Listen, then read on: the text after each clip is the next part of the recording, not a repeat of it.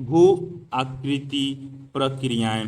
पृथ्वी की उत्पत्ति कैसे हुई, इसकी प्रॉपर्टी एवं अन्य आंतरिक स्तरों का क्रम विकास कैसे हुआ, भू प्रॉपर्टी प्लेट्स की संरचना संचलन किस प्रकार हुआ एवं कैसे हो रहा है, भूकंप ज्वालामुखी के प्रकार एवं भू प्रॉपर्टी की निर्मित करने वाले शैलों और खनिजों के विषय में सूचनाओं की जानकारी के पश्चात अब हम जिस धरातल पर आते हैं उसके विषय विषय में भी विस्तार से जानने का प्रयास करेंगे। हम इस प्रश्न के साथ प्रारंभ करते हैं, धरातल असमतल क्यों है।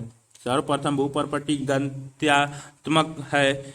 आप अच्छी तरह जानते हैं कि यह क्षैतिज तथा ऊर्ध्वाधर दिशाओं में संचलित होती रहती है। निश्चित तौर पर यह भूतकाल में वर्तमान गति की अपेक्षा थोड़ी तीव्रतर संचालित होती थी। भू प्रॉपर्टी का निर्माण करने वाले पृथ्वी के भीतर सक्रिय आंतरिक बलों में पाए जाने वाला अंतर ही पृथ्वी के बाह्य सतह में अंतर के लिए उत्तरदायी है। मूलतः धरातल सूर्य से प्राप्त ऊर्जा द्वारा प्रेरित बाह्य बलों में अनवरत प्रभावित होता रहता है। निश्चित रूप से आंतरिक बल अभी भी सक्रिय है, यद्यपि उनकी तीव्रता में अंतर है। इसका तात्पर्य है कि धरातल पृथ्वी मंडल के अंतर्गत उत्पन्न हुए बाह्य बलों एवं पृथ्वी के अंदर अद्भुत आंतरिक बलों से अनवरत प्रभावित होता है तथा यह सर्वदा परिवर्तनशील है।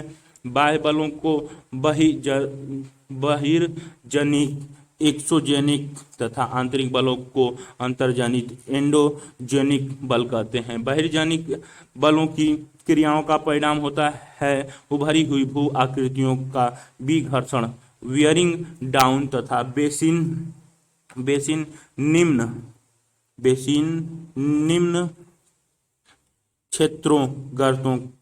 क्षेत्रों गर्तों का भराव, अधिवृद्धि, तलोचन, धरातल पर अपर्दन के माध्यम से उच्च वाच के मध्य अंतर के कम होने को तल संतुलन ग्रेडिएशन कहते हैं। अंतर्जनित शक्तियां निरंतर धरातल के भागों को ऊपर उठाती हैं या उनका निर्माण करती हैं तथा इस प्रकार बहिर्जनिक प्रक्रियाएं उच्च वाच में भिन्नता को सम बराबर करने में असफल रहती हैं। ये तो भिन्नता तभी तक बनी रहती है जब तक बहिर्जनिक एवं आंतर्जनिक बलों के विरोधात्मक कार्य चलते रहते हैं। सामान्यतः आंतर्जनिक बल मूल रूप से भू आकृति निर्माण करने वाले बल हैं तथा बहिर्जनिक प्रक्रियाएं मुख्य रूप से भूमि विकर्षण बल होती हैं। भूतल संवेदनशील है, मानव अपने निर्वाह के लिए इस पर निर्भर करता है तथा इसका व्यापक एवं सघन उपयोग करता है।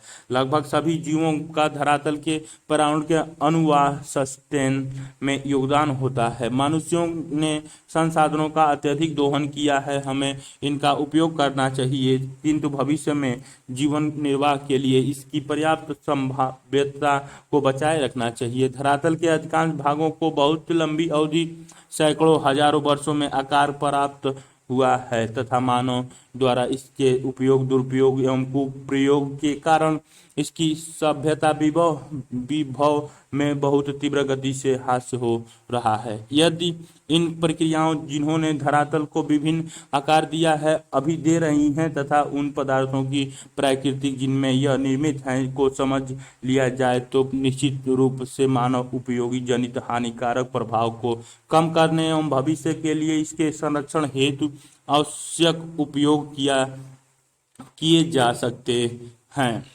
भू आकृति प्रक्रियाएं, जियोमॉर्फिक प्रोसेस।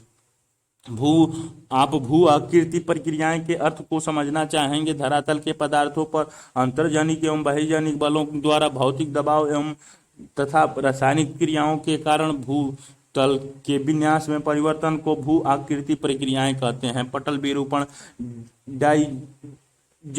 डाइस्ट्रोफिज्म एवं ज्वालामुखिता, वल्केनाइजेशन अंतर्जनित भू आकृति प्रक्रियाएं जो इससे पहले की इकाई में संक्षिप्त में विवेचित अपक्षय, बृहत क्षरण, मास वेस्टिंग, अपर्दन एवं निक्षेपण, डिपोजिशन बहिर्जनिक भू आकृति प्रक्रियाएं हैं। इनका इस अध्याय में विस्तार से विवेचना किया गया है।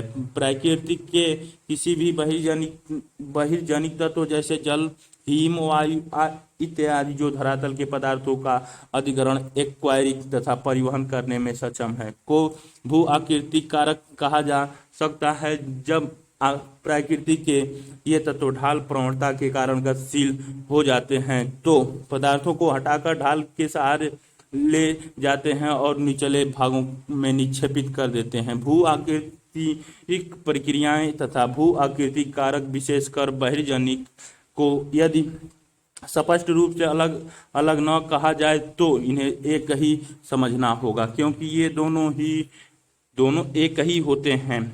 एक प्रक्रिया एक बल होता है जो धरातल के पदार्थों के साथ अनुप्रयुक्त होने पर प्रभावी हो जाता है। एक कारक एजेंट एक गतिशील माध्यम जैसे प्रवाहित जल, हिमानी हवा, लहरें एवं धाराएं इत्यादि हैं जो धरातल के पदार्थों को हटाता, ले जाता तथा निक्षेपित करता है। इस प्रकार प्रवाह युक्त जल, भूमिगत जल, हिमानी हवा, लहरों, धाराओं इत्यादि को भू आकृति कारक कहा जा सकता है।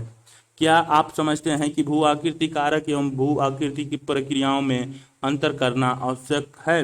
गुरुत्वाकर्षण ढाल के सहारे सभी गतिशील पदार्थ को सक्रिय बनाने वाली दिशात्मक डायरेक्शनल बल होने के साथ साथ धरातल के पदार्थों पर दबाव स्ट्रेस डालता है। अप्रत्यक्ष गुरुत्वाकर्षण प्रतिबल स्ट्रेस लहरों एवं ज्वार भाटा जनित धाराओं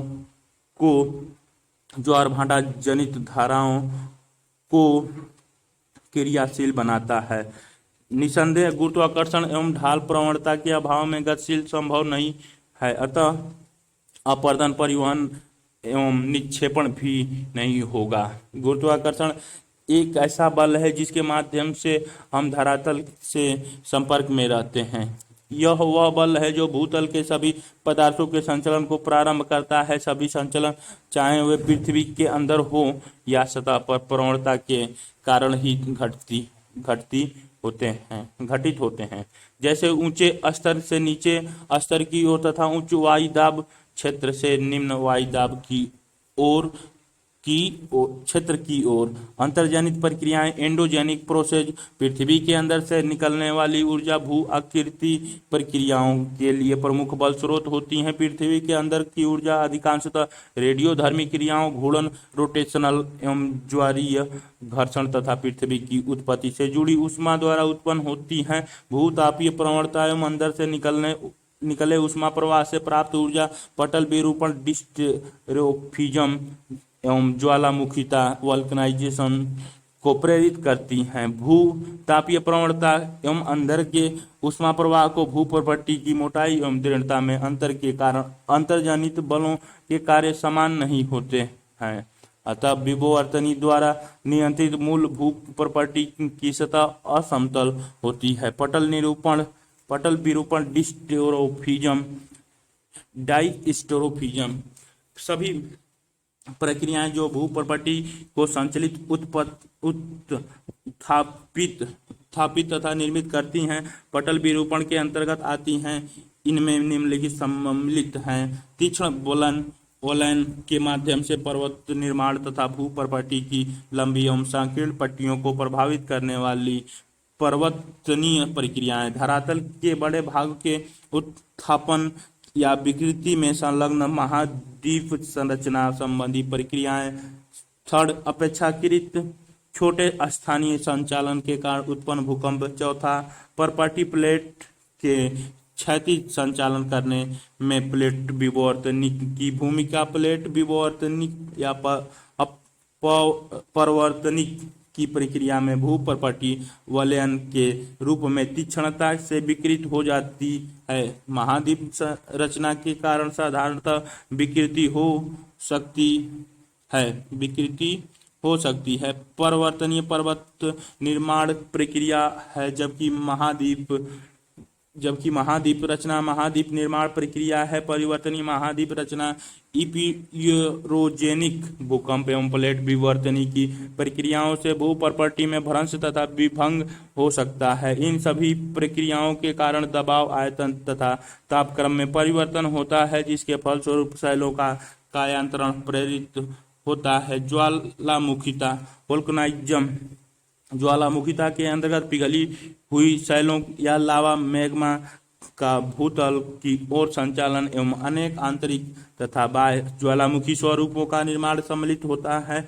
इस पुस्तक की द्वितीय इकाई के ज्वालामुखी शीर्षक एवं पिछली अध्याय के आग्नेय शैलों शीर्षक के अंतर्गत ज्वालामुखीयता के बहुत से पक्षों का विस्तृत विवरण दिया जा चुका है। ज्वालामुखीयता और ज्वालामुखी शब्दों में भेद बताइए। बहिर्जनिक प्रक्रियाएं, एक्सोजेनिक प्रोसेस। बहिर्जनिक प्रक्रियाएं अपनी ऊर्जा सूर्य द्वारा निर्धारित वायुमंडलीय ऊर्जा एवं अंतर्जनिक शक्तियों से नियंत्रित विवर्तनिक टेक्टोनिक कारकों से उत्पन्न प्रवणता से प्राप्त करती हैं।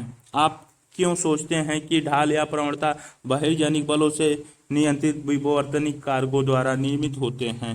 गुरुत्वाकर्षण बल ढाल युक्त सतह वाले धरातल पर कार्यरत रहता है तथा ढाल की दिशा में पदार्थ को संचालित करता है। प्रति इकाई क्षेत्रों पर अनुप्रयुक्त बल को प्रतिबल स्ट्रेस कहते हैं। ठोस पदार्थों में प्रतिबल स्ट्रेस धक्का या खिंचाव पुश एंड पुल से उत्पन्न होता है। इसे विकृति प्रेरित होती है। धरातल के पदार्थों के सहारे सक्रिय बल अपरूपणता प्रतिबल शियर स्ट्रेस विलयकारी बल होते हैं।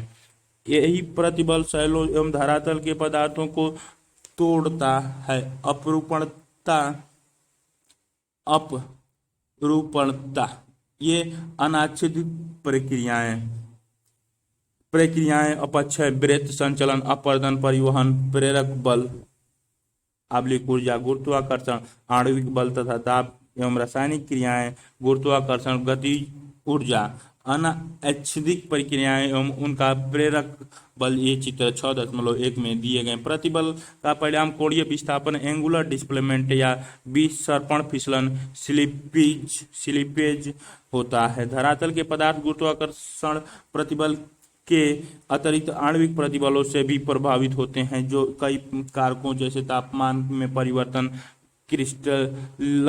क्रिस्टलाइजेशन एवं पिघलन द्वारा उत्पन्न होते हैं। रासायनिक प्रक्रियाएं सामान्यतः कणों ग्रेन्स के बीच के बंधन को ढीला करते हैं तथा विलेय पदार्थों को घुला देते हैं। इस प्रकार धरातल के पदार्थों के पिंड बॉडी में प्रतिबल का विकास अपक्षय, वृत्त, क्षारण, संचलन, अपवर्तन एवं निक्षेपण का मूल कारण है। चूंकि धरातल पर विभिन्न प्रकार के जलवायु प्रदेश मिलते हैं, इसीलिए बहिर्जनिक भू आकृतिक प्रक्रियाएं भी एक प्रदेश से दूसरे प्रदेश में भिन्न होती हैं। तापक्रम तथा वर्षण दो महत्वपूर्ण जलवायु तत्व है जो विभिन्न प्रक्रियाओं को नियंत्रित करते हैं। सभी बहिर्जनिक भू आकृतिक प्रक्रियाओं को एक सामान्य शब्दावली अनाच्छादन डिनोडेशन के अंतर्गत रखा जा सकता है। अनाच्छादन शब्द का अर्थ है निरावृत, स्ट्रिप ऑफ करना या आवरण हटाना। अपक्षय, वृत्त, क्षरण, संचलन, अपवर्तन, परिवहन आदि सभी इसमें सम्मिलित किए जाते हैं। प्रवाह चित्र 6.1 अनाच्छादन प्रक्रियाओं तथा उनके संबंध प्रेरक बल को दर्शाता है। इससे यह स्पष्ट हो जाना चाहिए कि प्रत्येक प्रक्रियाओं के लिए एक विशिष्ट प्रेरक बल या ऊर्जा होती है। बहिर्जनिक भू आकृतिक प्रक्रियाएं एक क्षेत्र से दूसरे क्षेत्र में भिन्न होती हैं। जैसा कि स्पष्ट है कि पृथ्वी के धरातल पर तापीय प्रवणता के कारण भिन्न भिन्न जलवायु प्रदेश स्थित हैं, जो कि अक्षीय, मौसमी एवं जलथल विस्तार में भिन्नता के द्वारा उत्पन्न होते हैं। तापमान एवं वर्षण जलवायु के दो महत्वपूर्ण घटक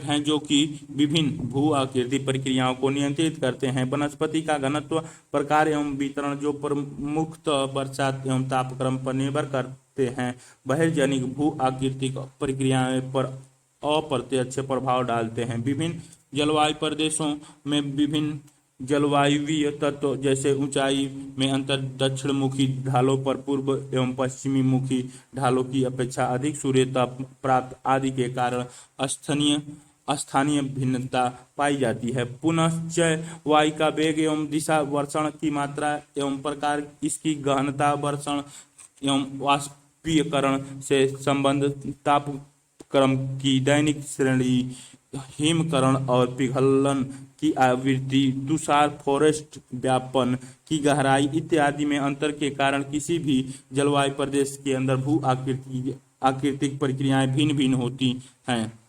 सभी बहिर्जनिक प्रक्रियाओं के पीछे एकमात्र प्रेरक बल क्या होता है?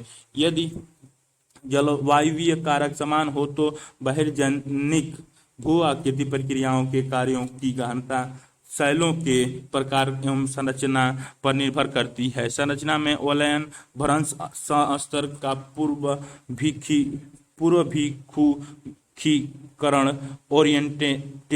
ओरिएंटेशन झुकाव, जोड़ों की उपस्थिति या अनुपस्थिति, स्तरण तल घटक, खनिजों की कठोरता या कोमलता तथा उनकी रासायनिक संवेदनशीलता, पारगम्यता, परमेबिलिटी या अपारगम्यता इत्यादि सम्मिलित माने गए हैं। न्यूटन शैल एक वाले से दिखाए गए हैं जो 0 से 600, 1200, 1800, 2400, 3000 वर्षण मिली में है। 0, 10 से 20, 25 तापमान डिग्री सेल्सियस में है। एक वाले में यह टुंड्रा 1, 2, 3 वर्षण और टैंगा पौडजाल क्षेत्र, 1, 4 स्टेपी और 1 तापक्रम अर्ध मरुस्थल तथा मरुस्थल, 1 सावाना उष्णकटिबंधीय वन क्षेत्र 3000 mm से बड़ा करके दिखाया गया है। इधर 1, 2, 3, 4 इधर न्यूटन शैल पहले वाले हैं। उसके बाद दूसरा वाला सूक्ष्म रासायनिक परिवर्तन का क्षेत्र है। तीसरा वाला सामान्य से अच्छा रासायनिक परिवर्तन का क्षेत्र है। चौथा वाला मृत्तिका खनिज क्षेत्र है। पांचवा एल्युमिनियम के ऑक्साइड की अधिकता का क्षेत्र है। छठवां लोहे तथा एल्युमिनियम ऑक्साइड युक्त मृदा है। चित्र 6.2 जलवायु एवं अपक्षय मेंटल की गहराई स्ट्रेको 1967 में रूपांतरित एवं संशोधित विभिन्न प्रकार के शैलों अपनी संरचना में भिन्नता के कारण भू आकृति प्रतिक्रियाओं के प्रति विभिन्न प्रतिरोध क्षमता प्रस्तुत करती हैं। एक विशेष शैल एक प्रक्रिया के प्रति प्रतिरोधपूर्ण तथा वही दूसरी प्रक्रिया के प्रति प्रतिरोध रहित हो सकती है। विभिन्न जलवायु दिशाओं में एक विशेष प्रकार की शैलें भू आकृति प्रतिक्रियाओं के प्रति भिन्न भिन्न अंशों का प्रतिरोध प्रस्तुत कर सकती है। ये तो वे भिन्न दरों पर कार्यरत रहती हैं तथा स्थलाकृति में भिन्नता का कारण बन जाती हैं। अधिकांशतः बहिर्जनिक भू आकृति प्रतिक्रियाओं का प्रभाव थोड़ा एवं मद होता है तथा अल्पावधि में अनवगम्य इम्प्रेसेंटेबल हो सकती हैं। दीर्घ अवधि में यह सतत श्रांति फैंटी जीव के कारण शैलों की तीव्र रूप से प्रभावित करता है। अंततः यह तथ्य स्पष्ट हो जाता है कि धरातल पर विभिन्नता यद्यपि मूल रूप से भू प्रॉपर्टी के उद्भव से संबंधित है, तथापि धरातल के पदार्थों के प्रकार एवं संरचना में अंतर भू आकृतिक प्रक्रियाओं एवं उनके सक्रियता दर में अंतर आदि के कारण एक ना रूप में विद्यमान रहती है। कुछ बहिर्जनिक भू आकृतिक प्रक्रियाओं का यहाँ विस्तृत विवरण प्रस्तुत किया गया है। अपक्षय वेदरिंग। अपक्षय के अंतर्गत वायुमंडलीय तत्व की धरातल के पदार्थों पर की गई प्रक्रिया सम्मिलित होती है। अपक्षय के अंदर ही अनेक प्रक्रियाएं हैं जो पृथ्वी या प्रायः सामूहिक रूप से धरातल के पदार्थों को प्रभावित करती हैं। अपक्षय को मौसम या जलवायु के कार्यों के माध्यम से शैलों के यांत्रिक विखंडन, मैकेनिकल एवं रासायनिक वियोजन, अपघटन, डिकम्पोजिशन के रूप में परिभाषित किया जा सकता है। चूंकि अपक्षय में पदार्थों का बहुत थोड़ा अथवा नगण्य संचलन होता है, यह एक स्वस्थाने इन सीटू या तदस्थाने ऑन साइट प्रक्रिया है। क्या अपक्षय के कारण कभी कभी होने वाली यह धीमी गति परिवहन का पर्याय है? यदि नहीं तो क्यों? यदि नहीं तो क्यों अपक्षय प्रक्रियाएं जटिल भौमिक, जलवायु, स्थलाकृति एवं वनस्पति कारकों द्वारा परनुकूलित कंडीशनेटेड होती हैं। इन सब में जलवायु का विशेष महत्व है। न केवल अपक्षय प्रक्रियाएं अपितु अपक्षय मेंटल की गहराई भी एक जलवायु से दूसरी जलवायु में भिन्न भिन्न होती हैं। चित्र 6.2 में विभिन्न जलवायु प्रदेशों के अक्षांश को अंकित कीजिए तथा उनसे प्राप्त विवरण की तुलना कीजिए। अपक्षय प्रक्रियाओं के 3 प्रमुख प्रकार हैं। पहला रासायनिक, दूसरा भौतिक या यांत्रिक एवं तीसरा जैविक। इनमें से कोई एक प्रक्रिया कतिपय ही अकेले काम करती है, परंतु प्रायः किसी एक प्रक्रिया का अधिक महत्वपूर्ण योगदान देखा जा सकता है। रासायनिक अपक्षय प्रक्रियाएं, केमिकल वेदरिंग प्रोसेस। अपक्षय प्रक्रियाओं में एक समूह जैसे कि विलयन, कार्बोनेटीकरण, जलयोजन, ऑक्सीकरण तथा न्यूनीकरण शैलों के अपघटन, विलयन एवं न्यूनीकरण का कार्य करते हैं, जो कि रासायनिक क्रिया द्वारा सूक्ष्म क्लास्टिक अथवा अवस्था में परिवर्तित हो जाती हैं। ऑक्सीजन धरातलीय जल, मृदा जल एवं अन्य अम्लों की प्रक्रिया द्वारा चट्टानों के का न्यूनीकरण होता है। इसमें ऊष्मा के साथ जल एवं वायु, ऑक्सीजन तथा कार्बन डाइऑक्साइड की विद्यमानता सभी रासायनिक प्रक्रियाओं की तीव्र गति देने के लिए आवश्यक है। वायु में विद्यमान कार्बन डाइऑक्साइड के अतिरिक्त पौधों एवं पशुओं का अपघटन भूमिगत कार्बन डाइऑक्साइड की मात्रा को बढ़ा देता है। विभिन्न खनिजों पर रासायनिक प्रतिक्रियाएं किसी अनुसंधानशाला में प्रतिक्रियाओं के समान ही होती हैं। भौतिक अपक्षय प्रक्रियाएं, फिजिकल वेदरिंग प्रोसेस। भौतिक या यांत्रिक अपक्षय प्रक्रियाएं कुछ अनुप्रयुक्त बलों, फोर्सेज पर निर्भर करती हैं। ये अनुप्रयुक्त बल निम्नलिखित हो सकते हैं। पहला, गुरुत्वाकर्षक बल में जैसे अत्यधिक ऊपर भार दबाव एवं अपरूपण प्रतिबल, शेयर स्ट्रेस, तापक्रम में परिवर्तन, क्रिस्टल रॉ में वृद्धि एवं पशुओं के क्रियाकलापों के कारण उत्पन्न विस्तारण, एक्सपेंशन बल। तीसरा, शुष्कन एवं आर्द्रन चक्रों से नियंत्रित जल का दबाव। इनमें से कई बल धरातल एवं विभिन्न धरातल पदार्थों के अंदर अनुप्रयुक्त होती हैं, जिसका परिणाम शैलों का विभंग, फ्रैक्चर होता है। भौतिक अपक्षय प्रक्रियाओं में अधिकांश तापीय विस्तारण एवं दबाव के निर्मुक्त होने, रिलीज के कारण होता है। ये प्रक्रियाएं लघु एवं मंद होती हैं, परंतु कई बार संकुचन एवं विस्तारण के कारण शैलों के सतत श्रांति, फैटिगी के फलस्वरूप ये शैलों में बड़ी हानि पहुंचा सकती हैं। जैविक कार्य एवं अपक्षय, बायोलॉजिकल एक्टिविटी एंड वेदरिंग।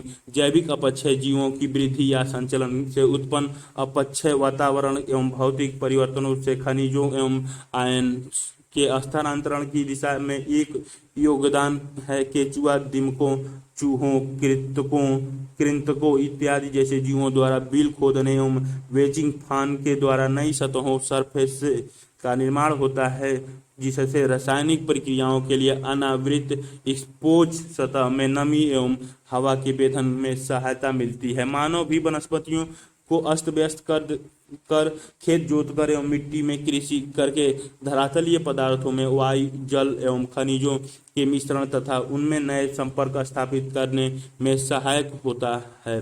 सड़ने वाले पौधों एवं पशुओं के पदार्थ ह्यूमिक, कार्बनिक एवं अन्य अम्ल जैसे तत्वों के उत्पादन में योगदान देते हैं, जिससे कुछ तत्वों को सड़ना, क्षरण एवं घुलन बढ़ जाता है। पौधों की जड़ें धरातल के पदार्थों पर जबरदस्त दबाव डालती हैं तथा उन्हें यांत्रिक ढंग, मैकेनिकली से तोड़कर अलग अलग कर देती हैं। अपक्षय के विशेष प्रभाव, स्पेशल इफेक्ट ऑफ वेदरिंग, अपसल्कन।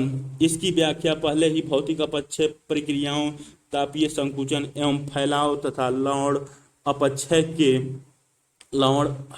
अपक्षय के अंतर्गत किया जा चुका है। अल्पसल्कन एक परिणाम है, प्रक्रिया नहीं। शैल या आधार शैलों के ऊपर से मोटे तौर पर घुमावदार चादर के रूप में उत्खंडित या पत्रकन होता है, जिसके परिणाम स्वरूप चिकनी एवं गोल सतह का निर्माण होता है। अल्प सल्कन अभातरीतकरण अनलोडिंग एक तापक्रम परिवर्तन द्वारा प्रेरित फैलाव एवं संकुचन के कारण भी होता है। अल्पसल्कित गुंबद एवं टार्स क्रमशः अभातरीतकरण अनलोडिंग एवं तापीय संकुचन से उत्पन्न होते हैं। अपक्षय का महत्व, सिग्निफिकेंस ऑफ द वेदरिंग। अपक्षय प्रक्रियाओं शैलों को छोटे छोटे टुकड़ों में तोड़ने तथा न केवल आवरण प्रस्तर एवं मृदा निर्माण के लिए मार्ग प्रशस्त करते हैं, अपितु अपर्दन एवं बृहत संचलन मास मूवमेंट के लिए भी उत्तरदायी होते हैं। जैव मात्रा एवं जैव विविधता पर मुख्यतः वनों वनस्पति की देन है तथा वन अपक्षय पवार वेदरिंग मेंटल की गहराई पर निर्भर करता है। यदि शैलों का अपक्षय न हो तो अपर्दन का कोई महत्व नहीं होता। इसका अर्थ है कि अपक्षय बृहत क्षरण अपर्दन उच्च आवाज के लघुकरण में सहायक होता है एवं स्थलाकृतियां अपर्दन का परिणाम है। शैलों का अपक्षय एवं निक्षेपण राष्ट्रीय अर्थव्यवस्था के लिए अति महत्वपूर्ण है, क्योंकि मूल्यवान खनिजों जैसे लोहा, मैग्नीज, एल्युमिनियम, तांबा के अयस्कों के समृद्धिकरण, इनरिचमेंट एवं सकेंद्रण कंसंट्रेशन में यह सहायक होता है। अपक्षय मृदा निर्माण की एक महत्वपूर्ण प्रक्रिया है। जब शैलों का अपक्षय होता है तो कुछ पदार्थ भूमिगत जल द्वारा रासायनिक तथा भौतिक निक्षालन के माध्यम से स्थानांतरित हो जाते हैं तथा शेष बहुमूल्य पदार्थों का सकेंद्रण हो जाता है। इस प्रकार के अपक्षय के हुए बिना बहुमूल्य पदार्थ का सकेंद्रण अपर्याप्त होगा तथा आर्थिक दृष्टि से उनका दोहन प्रक्रमण तथा शोधन के लिए व्यवहार नहीं होगा। इसको समृद्धिकरण कहते हैं। बृहत संरचना मास मूवमेंट। बृहत संचलन के अंतर्गत वे सभी संचलन आते हैं जिनमें शैलों का बृहत मालवा डेब्रिस गुरुत्वाकर्षण के सीधे प्रभाव के कारण ढाल के अनुरूप स्थानांतरित होता है।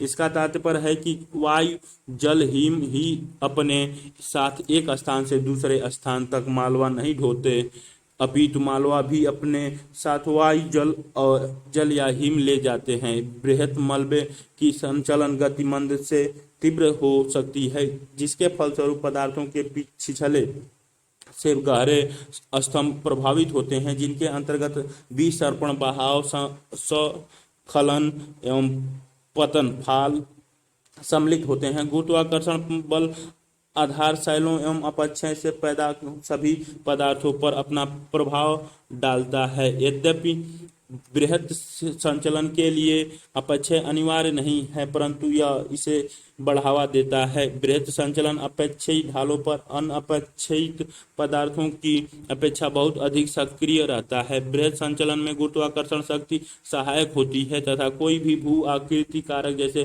प्रवाहित जल, हिमानी वायु, लहरें एवं धाराएं बृहत संचलन की प्रक्रिया में सीधे रूप से सम्मिलित नहीं होते। इसका अर्थ है कि बृहत संचलन अपर्दन के अंदर नहीं आता। यद्यपि पदार्थों का संचलन गुरुत्वाकर्षण की सहायता से एक स्थान से दूसरे स्थान को होता रहता है। ढाल पर पदार्थ बाधक बलों के प्रति अपना प्रतिरोध प्रस्तुत करते हैं एवं तभी असफल होते हैं, और जब बल पदार्थों के अपरूपण प्रतिरोध में महानतर होते हैं। असंबद्ध कमजोर पदार्थ छिछले स्तर वाली शैलें भ्रंश तीव्रता से झुके हुए स्तर खड़े मृदु या तीव्र ढाल, पर्याप्त वर्षा, मूसलाधार वर्षा तथा वनस्पति का अभाव बृहत संचलन में सहायक होते हैं। बृहत संचलन की सक्रियता के कई कारक होते हैं। ये इस प्रकार हैं: प्राकृतिक एवं कृत्रिम संसाधनों द्वारा ऊपर के पदार्थों के टिकने के आधार का हटना, ढालों के प्रवणता एवं ऊंचाई में वृद्धि। तीसरा, पदार्थ के प्राकृतिक अथवा कृत्रिम भराव के कारण उत्पन्न अतिभार। चौथा, अत्यधिक वर्षा, संतृप्त एवं ढाल के पदार्थों के स्नेहक लुब्रिकेशन द्वारा उत्पन्न अतिभार।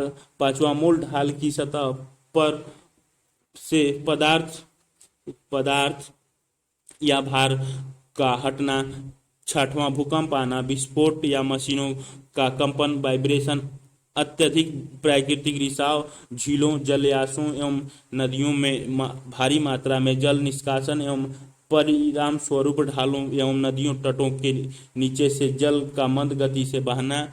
10वां, प्राकृतिक वनस्पति का अंधाधुंध विनाश। संचलन के निम्न 3 रूप होते हैं: अनुप्रस्थ विस्थापन, तुषार वृद्धि या अन्य कारणों से मृदा का अनुप्रस्थ विस्थापन। दूसरा, प्रवाह। तीसरा, स्खलन संकलन। भूसंकलन, लैंड स्लाइड्स। भूसंकलन अपेक्षाकृत तीव्र एवं अवगम्य संचालन है। इसमें संकलित होने वाले पदार्थ अपेक्षाकृत शुष्क होते हैं। असंगलन बृहत का आकार एवं आकृति, शैलों में अनियंत्रितता की प्राकृतिक संचरण का अंश तथा ढाल की ज्यामिति पर निर्भर करते हैं। इस वर्ग में पदार्थ के संचलन के प्रकार के आधार पर वर्गों में कई प्रकार के स्वंकलन पहचाने जा सकते हैं। ढाल जिस पर संचलन होता है के संदर्भ में पश्च आवर्तन रोटेशन के साथ शैल मालवा की एक या कई इकाइयों के फिसलन स्लिपिंग को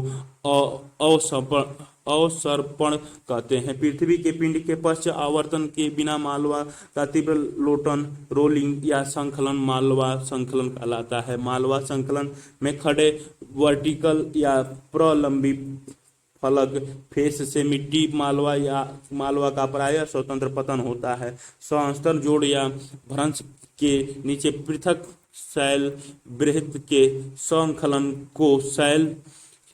चित्र 6.3 भारत नेपाल सीमा, उत्तर प्रदेश में शारदा नदी के निकट शिवालिका हिमालय श्रृंखला में भू संकलन का स्खार दिखाया गया है। चित्र में ये स्खलन कहते हैं, तीव्र संकलन कहते हैं। तीव्र ढालों पर शैल स्खलन बहुत तीव्र एवं विध्वंसक होते हैं। चित्र 6.3 तीव्र ढाल पर भू संकलन की खरोंच दर्शाता है। तीव्र नीति सस्तरण जल तल जैसे अनियंत्रितताओं के सहारे संकलन एक समतलीय पात के रूप में घटित होता है। किसी तीव्र ढाल के सहारे शैल खंडों को ढाल से दूरी रखते हुए स्वतंत्र रूप से गिरना शैल पतन फाल कहलाता है। शैल पतन शैलों के फलक के उथले स्तर से होता है, जो इसे शैल स्खलन जिसमें पदार्थ पर्याप्त गहराई तक प्रवाहित होते हैं से अलग करता है। बृहत क्षरण एवं बृहत संचलन में से आपके अनुसार कौन सी शब्दावली अत्यधिक उपयुक्त है एवं क्यों? क्यों मृदा सर्पण को तीव्र प्रवाह संचलन रैपिड फ्लो मूवमेंट के अंतर्गत सम्मिलित किया जा सकता है? ऐसा क्यों हो सकता है या क्यों नहीं? हमारे देश में मालवा अवधाव एवं भू संकलन हिमालय में प्रायः घटित होते हैं। इसके अनेक कारण हैं। पहला, हिमालय विवर्तनिक दृष्टिकोण से सक्रिय है एवं अधिकांश परतदार शैलों एवं असंगठित एवं अर्ध संगठित पदार्थों से बना हुआ है। इसका ढाल मध्यम या न होकर तीव्र है। हिमालय की तुलना में तमिलनाडु, कर्नाटक एवं केरल की सीमा बनाता है हुए नीलगिरी एवं पश्चिमी तट के किनारे पश्चिमी घाट अपेक्षाकृत विवर्तनिक दृष्टि से अत्यधिक अस्थायी स्टेबल है तथा बहुत कठोर शैलों से निर्मित है, परंतु अभी भी इन पहाड़ियों में मालवा अवधाव एवं भूसंकलन होते रहते हैं। यद्यपि उनकी बारंबारता उतनी नहीं है जितनी हिमालय में, क्योंकि पश्चिमी घाट एवं नीलगिरी में ढाल खड़े भृगु एवं कगार के साथ तीव्रतर है। तापक्रम में परिवर्तन एवं ताप परिसर रेंज के कारण यांत्रिक अपक्षय सुस्पष्ट होता है। यहाँ लघु अवधि में अधिक वर्षा होती है, अतः इन स्थानों में भू संकलन एवं मालवा अवधाव के साथ प्रायः सीधे शैल पतन डायरेक्ट रॉक फॉल होता है। अपरदन एवं निक्षेपण, इरोजन एवं डिपोजिशन। अपरदन के अंतर्गत शैलों के मालवे की अप्राप्ति, एक्वाइस्टेशन एवं उनके परिवहन को सम्मिलित किया जाता है। पिंडाकार शैलों जब अपक्षय एवं अन्य क्रियाओं के कारण छोटे छोटे टुकड़ों फ्रेगमेंट्स में टूटती हैं तो अपरदन के भू आकृति कारक जैसे कि प्रवाहित जल, भौम जल, हिमानी वायु लहरें एवं धाराएं उनको एक स्थान से हटाकर दूसरे स्थान को ले जाते हैं, जो कि इन कारकों को गणनात्मक स्वरूप पर निर्भर करते हैं। भू आकृतिक कारकों द्वारा परिवहन किए जाने वाले चट्टानों मलबे द्वारा अपघर्षण भी अपरदन में पर्याप्त योगदान देता है। अपरदन द्वारा उच्च वाचन का निम्नीकरण होता है, अर्थात भूदृश्य भी घर्षित होते हैं। इसका तात्पर्य है कि अपक्षय अपर्दन में सहायक होता है, लेकिन अपक्षय अपर्दन के लिए अनिवार्य दशा नहीं है। अपक्षय बृहत क्षरण एवं अपर्दन निम्नीकरण की प्रक्रिया है। बृहत संचलन एवं अपर्दन में अंतर है। बृहत संचलन में शैल मालवा चाहे वह शुष्क हो अथवा नम, गुरुत्वाकर्षण के कारण स्वयं आधार तल पर जाते हैं, परंतु प्रवाहशील जल, हिमानी लहरें एवं धाराएं तथा वायु निलंबित मलबे को नहीं होते हैं। वस्तुतः यह अपर्दन ही है जो धरातल में होने वाले अनवरत परिवर्तन के लिए उत्तरदायी है। जैसा कि चित्र संख्या 6.1 से स्पष्ट है कि अपर्दन एवं परिवहन जैसे अनाच्छादन प्रक्रियाएं गतिज ऊर्जा एवं द्वारा नियंत्रित होती हैं, धरातल के पदार्थों का अपर्दन एक परिवहन वायु, प्रवाहशील जल, हिमानी लहरों एवं धाराओं तथा भूमिगत जल द्वारा होता है। इनमें से प्रथम तीन कारक जलवायुवीय दशाओं द्वारा नियंत्रित होते हैं। क्या आप जलवायु के इन तीन नियंत्रित कारकों की तुलना कर सकते हैं? अपर्दन के दो अन्य कारकों लहरों तथा धाराओं तथा भूमिगत जल का कार्य जलवायु द्वारा नियंत्रित नहीं होता। लहरें थल एवं जलमंडल के अंतरापृष्ठ तटीय प्रदेश में कार्य करती हैं, जबकि भूमिगत जल का कार्य प्रमुखतः किसी क्षेत्र की आकस्मिक लिथोलॉजिकल विशेषताओं द्वारा निर्धारित होता है। यदि शैलें पारगाम्य, घुलनशील एवं जल प्राय है तो केवल काष्ठ चूनाकृत आकृतियों का निर्माण होता है। अगले अध्याय में हम अपर्दन के कारकों द्वारा निर्मित भू आकृतियों का विवरण प्रस्तुत करेंगे। निक्षेपण अपर्दन का परिणाम होता है। ढाल में कमी के कारण जब अपर्दन के कारकों के वेग में कमी आ जाती तो परिणामतः अवसादों का निक्षेपण प्रारंभ हो जाता है। दूसरे शब्दों में निक्षेपण वस्तुतः किसी कारक का कार्य नहीं होता। पहले स्थूल तथा बाद में सूक्ष्म पदार्थ निक्षेपित डिपोजिट होते हैं। निक्षेपण से निम्न भूभाग डिस्पर्सन भर जाते हैं। वहीं अपर्दन के कारक जैसे प्रवाहयुक्त जल, हिमानी वायु लहरें, धाराएं एवं भूमिगत जल इत्यादि तलोचन अथवा निक्षेपण के कारक के रूप में भी कार्य करने लग जाते हैं। अपर्दन एवं निक्षेपण के कारण धरातल पर क्या होता है, इसका विवेचना अगले अध्याय भू आकृतियां एवं उनका उद्भव इल्यूवेशंस में विस्तृत रूप से किया गया है। बृहत संचलन एवं अपर्दन दोनों में पदार्थों का एक स्थान से दूसरे स्थान पर स्थानांतरण होता है, अतः दोनों एक ही माने जा सकते हैं या नहीं? यदि नहीं तो क्यों? क्या शैलों के अपक्षय के बिना पर्याप्त अपर्दन संभव हो सकता है? मृदा निर्माण, सॉइल फॉर्मेशन। आप पौधों को मृदा में बढ़ते हुए देखते हैं। आप मैदान में खेलते हुए और मृदा के संपर्क में आते हैं। आप मृदा को छूते हैं, उसका अनुभव करते हैं और आपके कपड़े पर भी मिट्टी लग जाती है। आपको कैसा अनुभव होता है? क्या आप बता सकते हैं? मृदा एक गणनात्मक माध्यम है जिसमें बहुत सी रासायनिक, भौतिक एवं जैविक क्रियाएं अनवरत चलती रहती हैं। मृदा अपक्षय अपकर्षक का परिणाम है। यह वृद्धि का माध्यम भी है। यह एक परिवर्तनशील एवं विकासोन्मुख तत्व है। इसकी बहुत सी विशेषताएं मौसम के साथ बदलती रहती हैं। यह वैकल्पिक रूप से ठंडी और गर्म या शुष्क एवं आर्द्र हो सकती हैं। यदि मृदा बहुत अधिक ठंडी या बहुत अधिक शुष्क होती है तो जैविक क्रियाएं मंद या बंद हो जाती हैं। यदि इसमें पत्तियां गिरती हैं या घास सूख जाते हैं तो जैव पदार्थ बढ़ जाते हैं।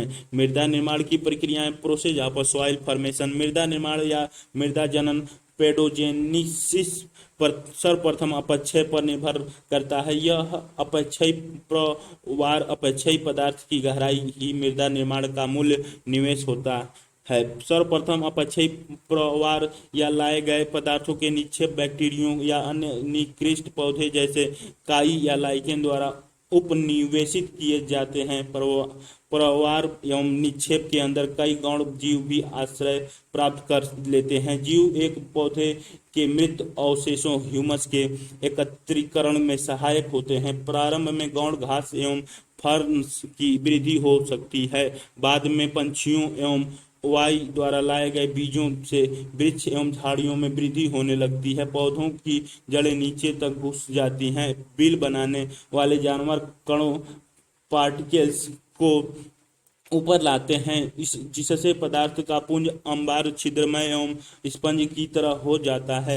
इस प्रकार जल धारण करने की क्षमता, वायु के प्रवेश आदि के कारण अंततः परिपक्व खनिज एवं जीव उत्पादन युक्त मृदा का निर्माण होता है। क्या अपक्षय मिट्टी के निर्माण के लिए पूर्ण रूप से उत्तरदायी है? यदि नहीं तो क्यों? पेडोलॉजी मृदा विज्ञान है। वह पेडोलॉजिस्ट एक मृदा वैज्ञानिक होता है।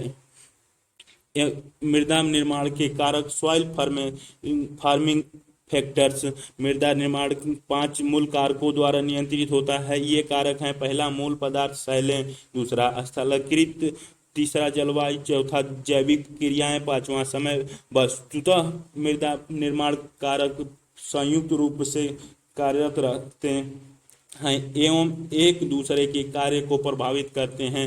इनका संक्षिप्त विवरण अधोलिखित है। जलवायु क्लाइमेट। जलवायु मृदा निर्माण की एक महत्वपूर्ण सक्रिय कारक है। मृदा के विकास में संलग्न जलवायु तत्वों में प्रमुख है: पहला, प्रवणता, वर्षा और वाष्पीकरण की बारंबारता व अवधि तथा आर्द्रता। तापक्रम में मौसमी एवं दैनिक भिन्नता। मूल पदार्थ या शैल, पेरेंट मटेरियल।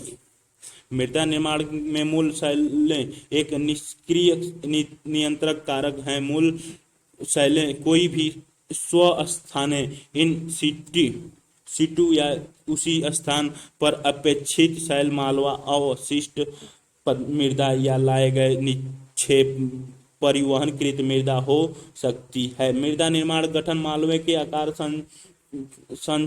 संरचना, एकल पृथक कणों, मालवा के कणों का विन्यास तथा शैल निक्षेप के खनिज एवं रासायनिक संयोजन पर निर्भर करता है। मूल पदार्थ के अंतर्गत अपक्षय की प्राकृतिक एवं उसकी दर तथा आवरण की गहराई, मोटाई प्रमुख विचारणीय तत्व होते हैं। सामान्य आधार शैल पर मृदाओं में अंतर हो सकता है तथा असमान आधार पर सामान्य मृदाएं मिल सकती हैं, परंतु जब मृदाएं बहुत नूतन, यंग तथा पर्याप्त परिपक्व नहीं होती तो मृदाओं एवं मूल शैलों के प्रकार में घनिष्ठ संबंध होता है। कुछ चूनापत्थर लाइम स्टोन एरिया में भी, जहां अपक्षय प्रक्रियाएं विशिष्ट एवं विचित्र पेरिकुलर होती हैं, मिट्टियां मूल शैलों से स्पष्ट संबंध दर्शाती हैं। स्थलाकृति, उच्च आवाज, टोपोग्राफी। मूल शैलों की भांति स्थलाकृति भी एक दूसरा निष्क्रिय नियंत्रक कारक है। स्थलाकृति मूल पदार्थों के आच्छादन अथवा अनावृत होने को सूर्य की किरण के संबंध में प्रभावित करती हैं तथा स्थलाकृति धरातलीय एवं उपसतही अप्रवाह की प्रक्रियाओं को मूल पदार्थ के संबंध में भी प्रभावित करती हैं। तीव्र ढाल पर मृदा छिछली, थीन तथा सपाट, उच्च क्षेत्रों में गहरी, मोटी, ठीक होती है। निम्न ढालों जहां अपर्दन मंद तथा जल का परिसरण पेरोकोलेशन अच्छा रहता है, मृदा निर्माण बहुत अनुकूल होता है। सपाट समतल क्षेत्रों में चीका मिट्टी क्ले के मोटे स्तर का विकास हो सकता है। जैसे जैव पदार्थ के अच्छे एकत्रीकरण के साथ मिट्टी मृदा का रंग भी गहरा काला हो सकता है। जैविक क्रियाएं, बायोलॉजिकल एक्टिविटीज, वनस्पति आवरण एवं जीव जो मूल पदार्थों पर प्रारंभ तथा बाद में भी विद्यमान रहते हैं। मृदा में जैव पदार्थ नमी धारण की क्षमता तथा नाइट्रोजन इत्यादि जोड़ने में सहायक होते हैं।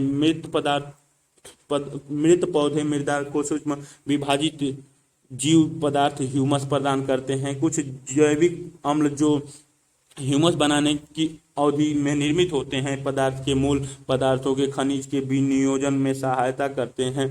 बैक्टीरियल कार्यों की गहनता ठंडी एवं गर्म जलवायु की मिट्टी में अंतर को दर्शाती है। ठंडी जलवायु में ह्यूमस एकत्रित हो जाता है क्योंकि यहाँ बैक्टीरियल वृद्धि धीमी होती है। उप उप उप आर्कटिक एवं टुंड्रा जलवायु में निम्न बैक्टीरियल क्रियाओं के कारण अभियोजित जैविक पदार्थों के साथ पीट के सस्तर विकास हो जाते हैं। आर्द्र उष्ण एवं भूमध्य रेखीय जलवायु में बैक्टीरियल वृद्धि एवं क्रियाएं सघन होती हैं तथा मृदा वनस्पति शीघ्रता से ऑक्सीकृत हो जाती है, जिससे मृदा में ह्यूमस की मात्रा बहुत कम रह जाती है। बैक्टीरिया मृदा के जीव हवा से गैसीय नाइट्रोजन प्राप्त कर उसे रासायनिक रूप में परिवर्तित कर देते हैं, जिसका पौधों द्वारा उपयोग किया जा सकता है। इस प्रक्रिया को नाइट्रोजन निर्धारण नाइट्रोजन फिक्सेशन कहते हैं।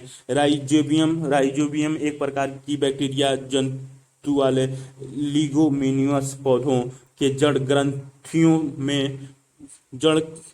ग्रंथियों में रहता है तथा मेजबान होस्ट पौधों के लिए लाभकारी नाइट्रोजन निर्धारित करता है।